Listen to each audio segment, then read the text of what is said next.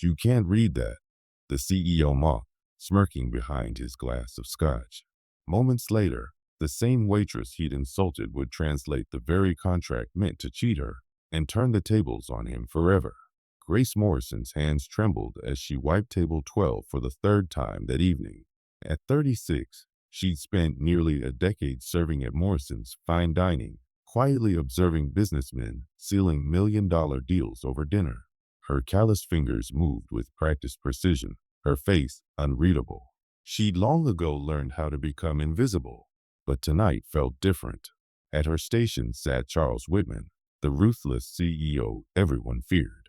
His silver hair caught the chandelier's glow as he spread documents across the mahogany table like he owned not just the room, but the entire city. Grace had no idea that this arrogant man was about to change her life. Another scotch. Neat, he barked, not even glancing up. And move these papers. I need space. As Grace lifted the documents, her eyes skimmed the fine print. Liability clauses, stock transfers, acquisition terms. Her pulse quickened. Those weren't just contracts. They were takeover papers. She forced a polite smile. Will you be dining alone tonight, sir? Whitman finally looked up, smirking. Sweetheart, this is serious business. Just keep the drinks coming, and don't hurt yourself trying to understand it. Grace nodded, but inside, her heart was pounding. She'd once studied corporate law at Columbia University before life pulled her away. And now, those very same skills were whispering warnings from the pages before her. When Whitman's phone rang, his tone turned cold. What do you mean Morrison's daughter showed up? I thought she was gone for good. Grace froze. Morrison's daughter? That was her. Her father, Frank Morrison, founder of the entire restaurant empire, had been ill for months. His business partner, Mr. Henderson, had brought her documents to sign for medical expenses. She'd trusted him completely. Now, she realized she'd signed away more than she knew.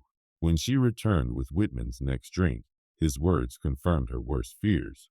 By tomorrow, he bragged into the phone, I'll own every Morrison's location on the East Coast. Grace's breath caught.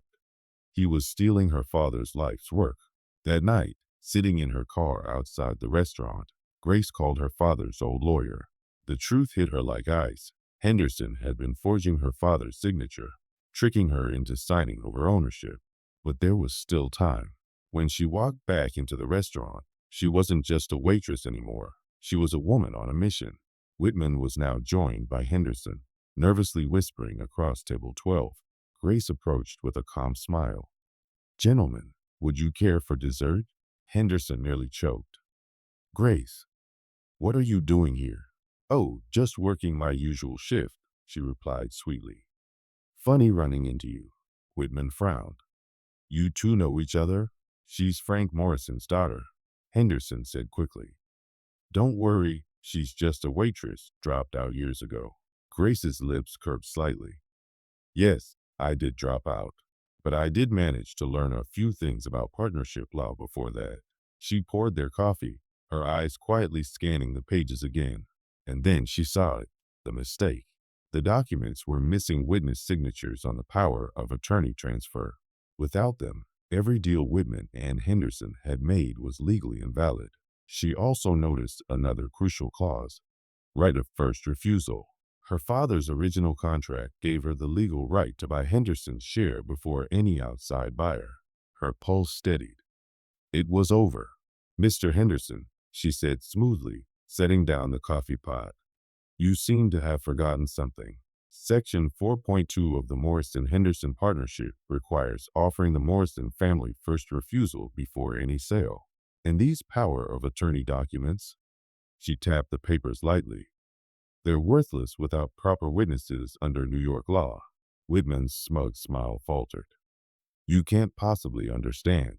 Oh, I understand perfectly, Grace interrupted. You tried to purchase a company using forged documents. That's fraud. The dining room went silent. Henderson's face turned ghost white. Days later, Henderson confessed everything to avoid prison time. The takeover collapsed overnight, and thanks to a trust fund her father had quietly created years earlier, Grace had enough to buy Henderson's shares legally, making her the majority owner of Morrison's restaurant group. 6 months later, Grace stood in her father's hospital room, holding his hand as she told him the news. His eyes filled with pride. His daughter had saved the legacy he built.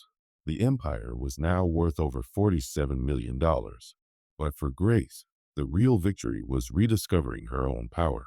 She re-enrolled in law school, determined to protect others from predators like Whitman. The staff she once served alongside now worked under her leadership, with respect, not fear.